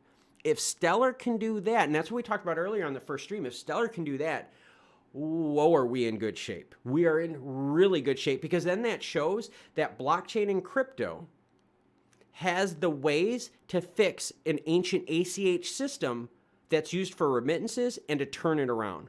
That is when you're going to see more investors on our retail end get more into XLM when they go, well, wait a minute. If they can turn around MoneyGram, that means they could turn around this person and this person. And that's where you're going to see more and more growth. And Ryan, yeah, it is a USA SEC thing, but I guarantee you that other countries have very similar ideas. And Marquise, thank you for giving me the approval. I just wanted to make sure that I had that right. But I was, like I said, I was 99% positive that they can't even sell and I can't think of what the dang name is, but it's non-SEC secured securities. There's a darn name for it, and it's just slipping me right now. I've been up since like 5 in the morning nonstop today. So yeah, Marquise, thank you very much for helping me out with that. And Ryan, so hopefully that clears it up for you, all right? The reality is when you look at MoneyGram, all right, their financials really suck. And if I go all the way to the bottom, they should have their, let me see if I could find their PBT real quick here. All right, so yeah, you could go to even net income. Their net income is a loss. All right, I've got that right here. You can see it right here. Their net income over the last 4 years has been a loss. All right, so yes, you need to see Stellar turn around the MoneyGram idea, okay? You need to see it. Now, that being said, people are being bullish. Let's be real here, guys, all right? And we need to kind of look between the lines. People are being bullish on MoneyGram ever since let's zoom the chart out here. Let's go to this. Let's go 1 year chart on MoneyGram. How about that? People have been bullish, as you can see right here, on MoneyGram, right? Since their partnership with Stellar has been announced, right after it kind of, not since it was announced, but shortly after it was announced, they've been bullish, but this isn't going to last. This upward momentum of MoneyGram will not last if they don't fix their profitability statements. That is just how that is the honest to God's truth. Investors out there are not going to pull the trigger unless they fix this bottom net income, right? Their PBT and their top line sales, all right? That is not going to change. Jimmer365 says MoneyGram is the guinea pig. MoneyGram is the guinea pig, and they had to. They had to do this because think about this. Remittances as a whole, okay? Remittances as a market is growing, okay? It is constantly growing. But yet, MoneyGram sales are going down. So their sales are going down, and sorry, my arm don't bend that way anymore, but their sales are going down while the market is going up. This idea is the worst thing in the world. Now, if their sales were going down while the market was going down, we get it. But the market is going up in terms of overall remittance volume, and MoneyGram sales are going down, all right? So it's going to be very, very interesting to see how they turn this around and how fast they can turn this around. With 11 countries being launched in 2022, that is an aggressive start for MoneyGram. It'd be very interesting to see how much they save MoneyGram in terms of money, because remember, they're going to be using the Stellar network to run this stuff rather than their ACH system. It's going to be very interesting to see how much they save money and if they start getting more market cap back. If they can start changing their fee structure to be more appealing to people because they save money. Pretty interesting stuff. So that's why if you follow MoneyGram really tight and you follow the financials of MoneyGram really tight, you're going to be able to see what kind of effect Stellar has once these products start going live. All right. All right. So, and Jimmy, you are right. MoneyGram is the guinea pig. Ryan says, then Visa would probably jump on Stellar if they turn around MoneyGram.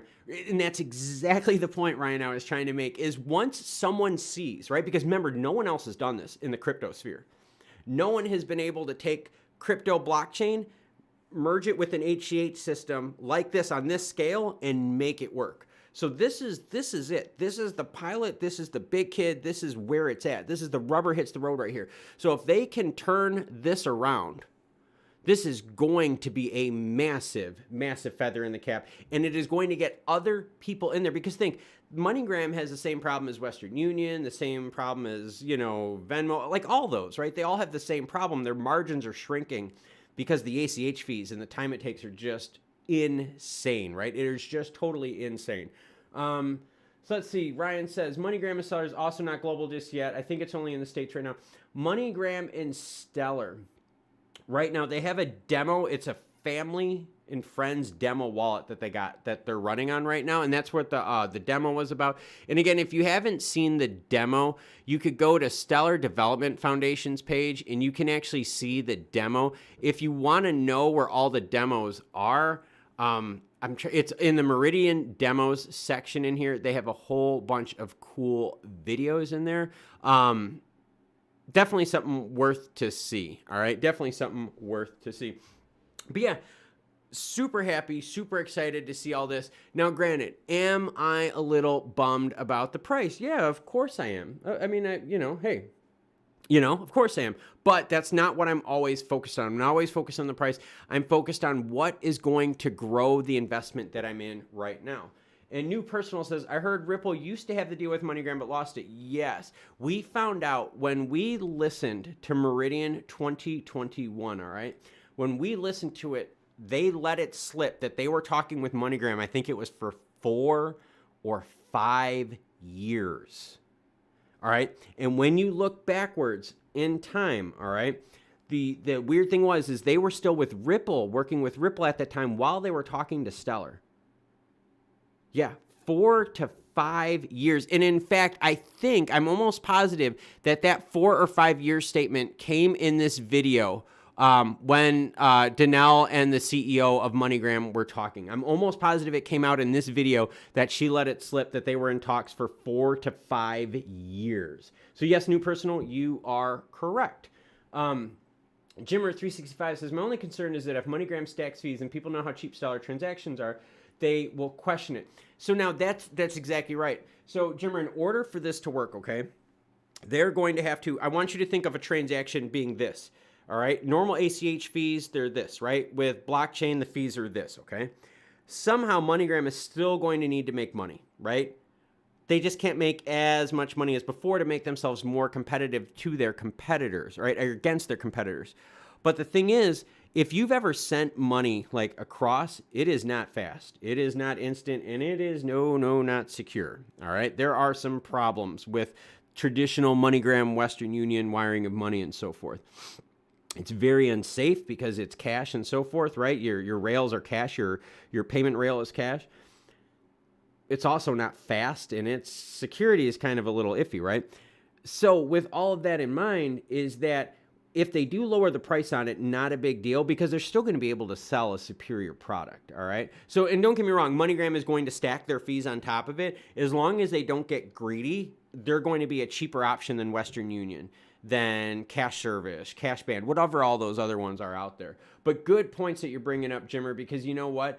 This is what's going to create the change. The MoneyGram Stellar project right now, okay, is going to stop all of these other remittance companies from blowing up their fees because they know that MoneyGram and Stellar is now going to lower their fees, all right? Just like Tesla has lowered the price on their Model 3s, which is really weird to think of a car manufacturer lowering a price year after year after year, MoneyGram is going to be able to lower their price for transferring money in a market where transfer fees are going up using normal ACH systems. Let me take a quick drink of water, everyone. Oh, all right. Sorry about that. All right. Ryan says, would MoneyGram, Venmo, Western Union, it's all in their best interest to be on the same network. Like, would MoneyGram or any of these companies ever tell Stellar, keep us exclusive? You know, the reason they can't tell them to be exclusive, Ryan, is remember, this is open source coding, all right? A real quick distinction, okay? Stellar, all right? Like, I've got their this site, all right, and I'm sorry, not this site, but Stellar Development Foundation site, right, their main site, okay, is not Stellar, all right? They are a nonprofit whose mission is to promote financial equality using the Stellar chain, right, the tools of the Stellar chain, all right? So when I look at it this way, you can't, I guess, tell someone not to use something because it's open source coding. Right? I mean, any one of us right now could build a mimic Stellar coin using the open source coding, change some names, change a couple lines of code, and we're good. We'd have our own token. So I don't know if they would tell them to keep exclusive. That would be kind of weird. I get what you're talking about, where MoneyGram would be like, hey, look, this is our technology. You have to stay away. It's open source coding, though. Like, and with ISO coins kind of all happening, I just don't know if they would be able to do it, or if even they would want to do that. Let's see. Jimmer says lower fees and instant transfers will get more people on board in turn and bring in more money. And that is the exact idea, Jimmer. It is that when we look at these financials, all right, what we have to do is we have to now change the downward trajectory of sales and revenue. And we also have to change the trajectory of net income. Now, with a program like Stellar, you are going to change your net income line first before sales. All right. It's going to be really hard to get sales, but it is a lot easier to save money. All right. For any of you out there that are operations fans, any of you guys out there that are Lean Six Sigma people like myself, This is what makes our day great when we start talking about savings, operational efficiency. It is so much easier to create savings with operational efficiency than it is to get new business, all right? So Stellar can turn MoneyGram around. Even though they're losing sales, they can turn it around by changing this right here, their net income line, based on profitability and streamline of products and services. All right. Virtual says Stellar went to 25 cents while we've been out and now back up to 26 cents while great buy. And like I said, you know, I've been a huge person saying just buy sub 30, buy sub 30. I mean, I will admit, I did pull the trigger here. I mean, just throwing it out there in between streams, I did pull the trigger. I did buy some more. But again, I am buying sub 30 because I think that is providing people, and this is my opinion, I think it's providing people the best protection, both short term and long. I really do believe that sub 30 is the best way to go, because when I look out at sub 30, and let's go to the 1 year chart. Oh, look at that. I still have my boxes drawn because I'm such a good person. When you look at that sub 30, okay, there have been buying opportunities. They've been few and far between. So for me, what I've done, and Virtual, you've heard me talk about this, is from pretty much October 6th to December 1st, I did not buy any Stellar. Actually, I take that back. I did buy some. I think I bought some at like 30-something cents right before the Congress hearing, just because I was afraid of missing out on that. So, and I did tell you guys about that. But if you see, there's lots of opportunities here. So this line that I have drawn on the screen, this blue hash line right here, and now red, that is set at the 30-cent mark, okay? And I've highlighted all the hits right here that have been below that 30-cent mark, and all the ones that have been above are not in red, just so you can see a visual. If you bought below 30, all the times you would have been able to sell, all right? Just to kind of give a good, just a good visual representation for everyone else out there. Ryan says, hopefully MoneyGram isn't greedy. At least get in the green first. Ryan, they can't get greedy, man. Like, I don't know how well or like how much you've dug into their financials. Like if you have, I've taken a deeper dive in their financials. Yeah, they got to do something fast. MoneyGram has to do something fast. And it was because of how much money they've been losing. All right. And when a business, and I'm going to, I'll just explain this from like a real high level. Okay. When a business is in an area, okay, and Marquise, you'll like this one because I'm going to oversimplify this, but you know what I'm talking about.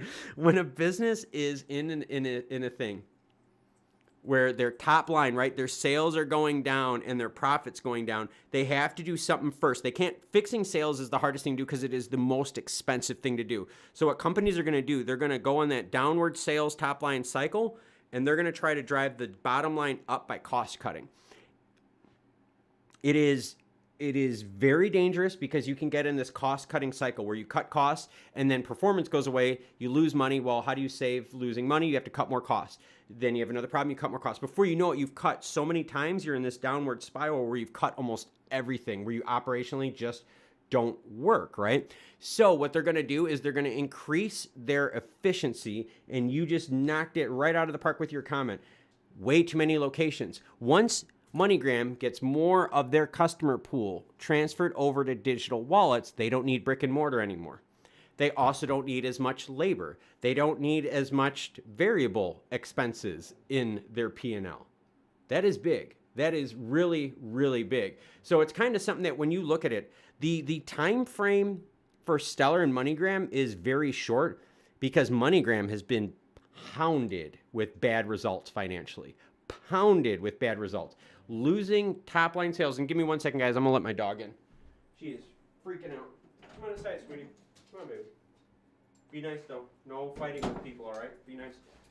Sorry about that. My dog was bugging me at the door. But yeah, so what I was saying is, with MoneyGram, with them losing top line sales, that is huge.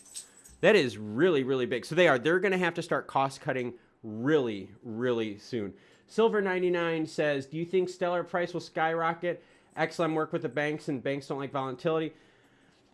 You know, in terms of volatility, I'm not too worried about that because a lot of the volatility that's happening right now is volatility based on just not having regulation, people not knowing like what to do with this and that. It's really weird. It's not volatility like the world is coming to an end. It's volatility because no one knows where to put their money right now.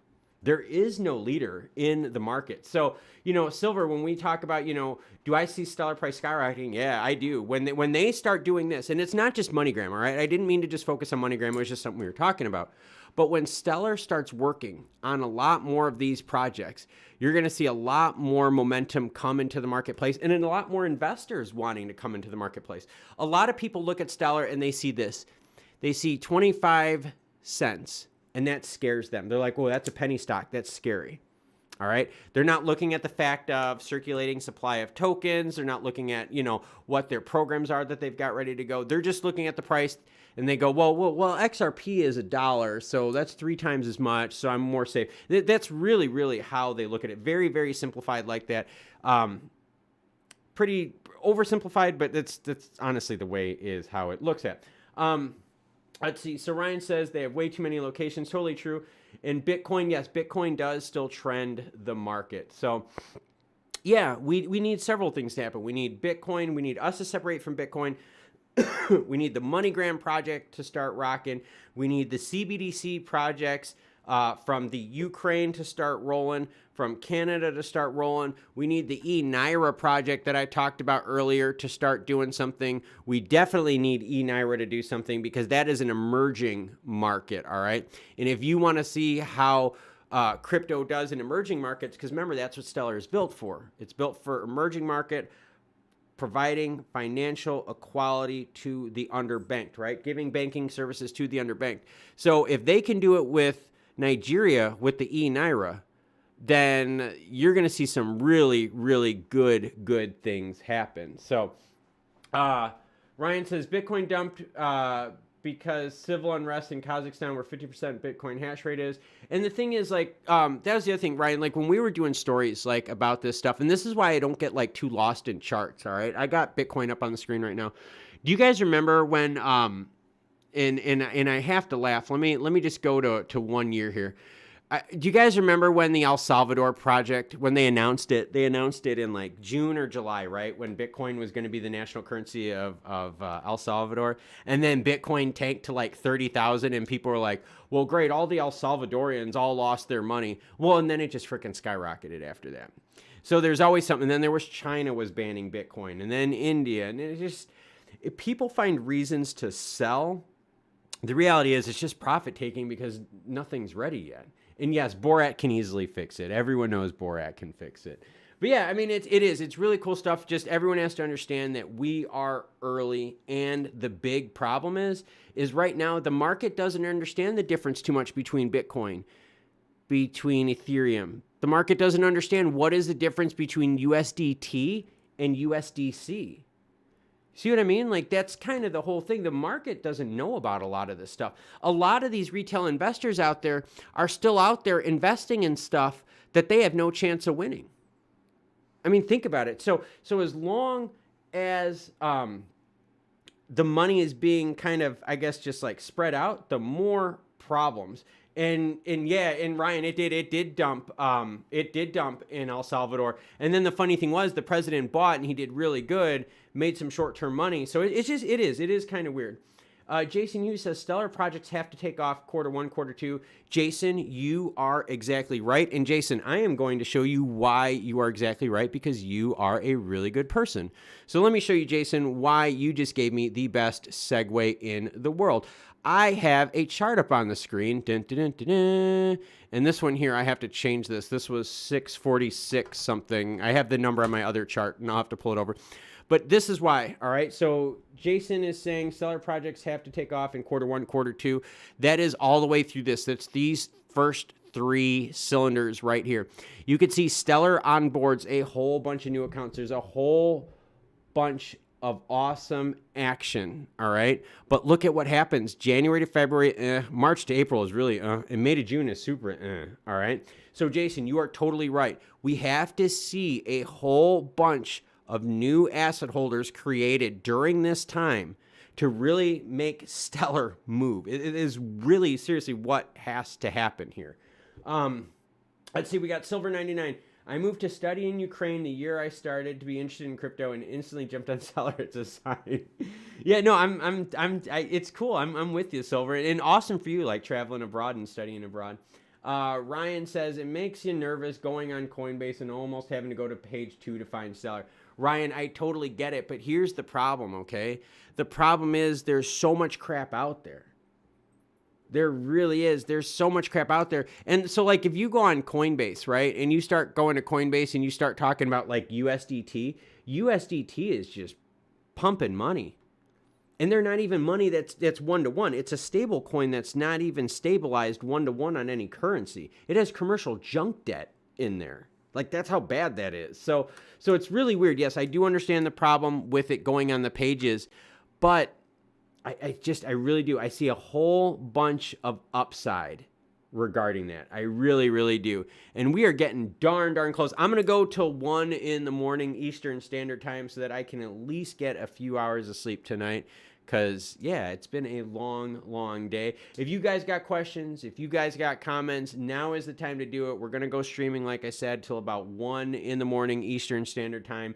And then I'm going to shut it down for the night so I can rest, relax my voice, and give you guys some more content tomorrow. But yeah, it's been a really, really fun stream. I like all the sharing that we've had on here. I really think that the adoption that we're seeing across the world is faster than in the United States because the United States isn't just prepared for it yet. That is the honest to God truth. The United States, Canada, we are way behind on Europe. Way behind. And Ryan says, so you're not part of the SHIB army. I have some SHIB, but it's very little. And the only reason I have some SHIB is because that is my... How do I put this? That's like the meme one that I threw it in. And I'm talking like seriously, super low holding. Like, I mean, nothing like if it goes to 0, I'm not worried. Like, it's just that's how I looked at those meme tokens. But I threw some money in meme tokens to make sure I didn't miss out on anything. But I only picked the one. Just throwing it out there. Barno's back driving. Make sure you drive safe, sir. And geez, Barno, you got to be like, it's like 5 in the morning out there, 6 in the morning by you, man. You were even on the earlier live stream. You need to get some sleep, dude. But yeah, I mean, it's true, all right? We have to start looking at tokens. We have to start looking at the use case of them. We have to start looking at the value of these projects. We have to start exploring why benefits are being put, why rewards are being put into certain pools. We have to start asking these questions so we have a better understanding of what the heck is going on. And Jason Hughes says 26 cents scares people off. When adoption happens, there'll be a lot of FOMO. And Jason, you're right. There was an oil company, all right? Their stock ticker is CPE, Callon Petroleum Energy, okay? Callon Petroleum Energy has been an oil company that's been around for a long time. They're based out of Texas, independent oil company. Their stock price was under $1 for, oh God, months and months. Oh, I'm glad to know you're going home, Barno. Make sure you drive safe, man. But Callon Petroleum, they were sub $1 for months and months. And Jason, this is exactly what you're talking about, all right? They did a reverse split. I think it was a 10-to-1 reverse split. I think it was a year ago in December or January.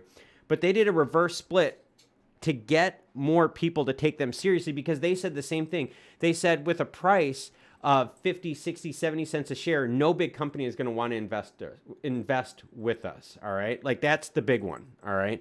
So when they did that reverse split, though, it brought a whole bunch of more attention to Callon. So, I mean, you're totally right, Jason. I mean, like, it is. That 26 cents scares people off because mentally, okay, that $1, the 1 pound, the 1 euro mark, right? Those are penny stock territories found sub that, all right? So yeah, with Stellar at 26 cents, it does scare people away in terms of a legitimacy standpoint, right? Like, especially you see like XRP, which is similar. They're not the same, but similar. And yet that is now close to $1 where Stellar isn't, right? So if people are looking at two similar products, one's $1 and one isn't, a lot of the people are going to look at the $1 one and think it's more stable. It's just the nature of the science and psychology of money. That is just how it is. People are going to gravitate to that $1 one right there. But yeah, I do. I think this is the year. I think this is the year that 2022 is where Stellar separates itself. I think this is the year where all of us have to get deeper into the blockchain and we have to start asking questions that make little sense, all right? Why are some of these pools so heavily weighted? It's because the people that own certain things voted that way, and like they scammed people in it. But no, I'm not talking about that right now. But we have to start getting on the blockchain. We have to start exploring and following the money. We have to start understanding about all these investments, about all this stuff here, about understanding if these are even real people that we're dealing with, or if they're just shells, right? If these are just bots, or if these are the same people playing with us over and over and over again. It's all super, super important. And Ryan, Decentraland, I'll tell you, I have completely separated myself with Decentraland, mainly because I'm not into the graphics. I cannot get down with the graphics, man. Like, I love the idea of it. It's just the graphics of it just really, really bug me. And for those of you that are hopping on the stream, for those of you that are just jumping on, we're going to go till 1 p.m. Eastern Standard Time tonight, so I could at least get some sleep today. And just to let you guys know, if you want, you can always go back, watch this live stream. I'm going to do more late at night like this. I'm going to do more. I probably might even try doing like an early morning one to help out my European fans out there so that I'm kind of better on your schedule too. We're going to try a whole bunch of things to make the channel grow this year. And it's going to grow because of the awesome fans like you guys that we have on the channel. So yeah, if you guys got questions, comments, feel free to message me. I'm going to go just a couple more minutes here, and then I'm going to log off for the night and try to get some sleep. But the big thing to take away from this is to understand that in the future, in the near future, we have 11 countries that are going to be going live with MoneyGram, all right? 11 countries are going to be going live with MoneyGram and Stellar. In each one of these 11 countries is going to be a big news story that is going to bring attention to Stellar, all right? That is big. This is what has me excited for 2022. The ISO stuff has me excited too, but I know that's going to be kind of in the back end of the year. So for me, the big one's MoneyGram. And the other big one for me too is who else is going to be signing with Stellar? All right? I mean, we're talking about programs that are in the works right now, but we still have to talk about programs that are available, right? I mean, we know MoneyGram reached out to Stellar.